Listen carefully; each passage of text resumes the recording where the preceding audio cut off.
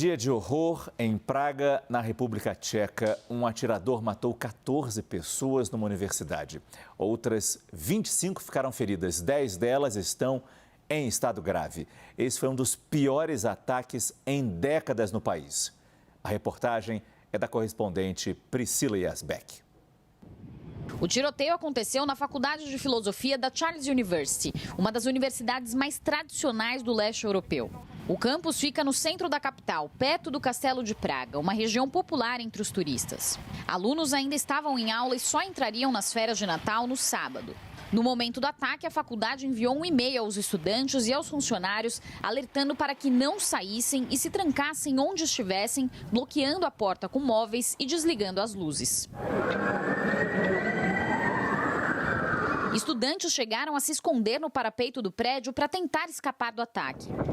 De acordo com as informações divulgadas pela polícia de Praga em uma coletiva de imprensa, o atirador seria um estudante de 24 anos da Faculdade de Artes, mas a sua identidade ainda não havia sido confirmada formalmente por causa da gravidade dos ferimentos. O chefe da polícia disse que o atirador teria se suicidado após o ataque. A polícia também afirmou que tinha informações sobre o suspeito antes do ataque. As autoridades também afirmaram que sabiam que o atirador ia participar de uma palestra às 14 horas do horário local e por isso tinham esvaziado o prédio. Mas logo depois a polícia recebeu uma ligação sobre um tiroteio em outro edifício do campus. Já v tuto chvíli nevím, jaký motiv se rýsuje, ale mluvím tady o inspiraci jednoho člověka. Doposud z informací, které máme, tak premiantního studenta hrůzným činem jinde na světě. Ainda segundo as autoridades, o suspeito tinha licença para porte de arma e possuía várias armas. A República Tcheca tem leis de armamento consideradas liberais em relação ao resto da União Europeia. De acordo com estatísticas oficiais, mais de 300 mil pessoas têm autorização para possuir arma. E em 2022, quase 1 milhão de armas foram oficialmente registradas no país, que tem uma população de 10 milhões de pessoas. Ainda assim, os ataques a tiros são relativamente raros na República Tcheca. Em dezembro de 2019, um homem de 42 anos matou 6 pessoas em um hospital no leste do país antes de se matar com um tiro. E em 2015, um homem matou 8 pessoas a tiros num restaurante e depois se suicidou. I went through the crowd, not realizing what actually is really going on, because as probably a lot of people, I wasn't just, ready to admit that something like that could happen in Prague. Autoridades da Europa também se manifestaram sobre o ataque. A primeira-ministra italiana, Giorgia Meloni, condenou todas as formas de violência, fanatismo e terrorismo e disse que a Europa tem o dever de reagir para garantir a máxima segurança dos seus cidadãos.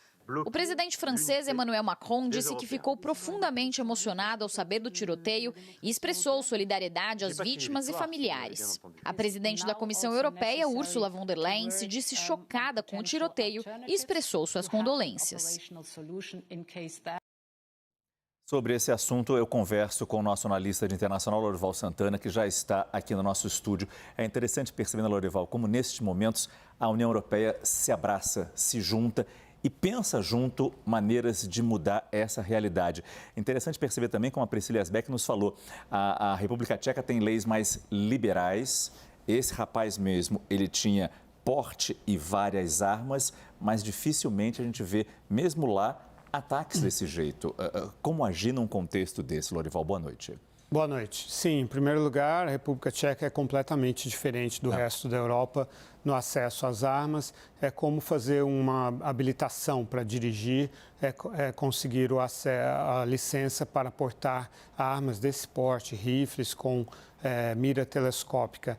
Você demonstra que não tem um histórico, antecedentes criminais, faz uma prova escrita que dura em torno de 40 minutos e depois demonstra a sua habilidade de manusear as armas. E é isso, você sai com essa habilitação. Então, é por isso que na República Tcheca tem havido bem mais incidentes como esse do que no restante da Europa. Então, a Priscila Yazbek lembrou o caso de 2019, num hospital em que um homem abriu fogo, 7 pessoas foram mortas. Em 2015, houve um outro massacre. E na União Europeia, como um todo, na Europa toda, você vai encontrar, assim, a cada 2 ou 3 anos, um caso como esse. Então, a maioria deles ocorre justamente na República Tcheca, outros na Inglaterra, na França, na Bélgica, mas muito esporadicamente. Quando a gente compara com os Estados Unidos, este ano os Estados Unidos já teve mais de 600 massacres, que são, esse termo massacre é para de 4 ou mais pessoas que tenham sido feridas ou mortas com armas de fogo nos Estados Unidos. Aí você tem, então, a questão da legislação, é o primeiro ponto.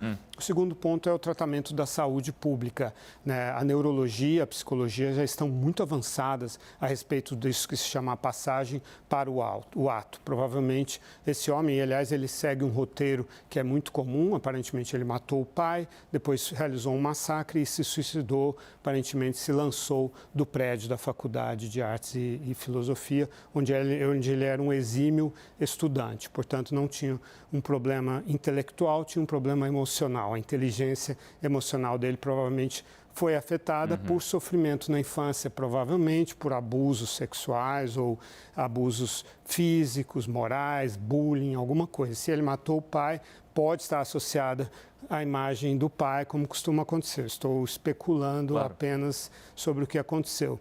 E a neurologia mostra que quando essa passagem para o ato acontece é porque o córtex, a parte racional do cérebro, não suprimiu um impulso que parte das amígdalas, que são a parte mais primitiva do nosso cérebro, não é a amígdala da garganta, é outra parte do nosso cérebro, que foi a que registrou aquele sofrimento psicológico do início da vida. Isso fica muito marcado. Existem terapias para ajudar o córtex a suprimir a amígdala, a suprimir esses impulsos. Então, é uma questão de saúde pública, existe tratamento para isso. Então, são duas medidas respondendo a sua pergunta.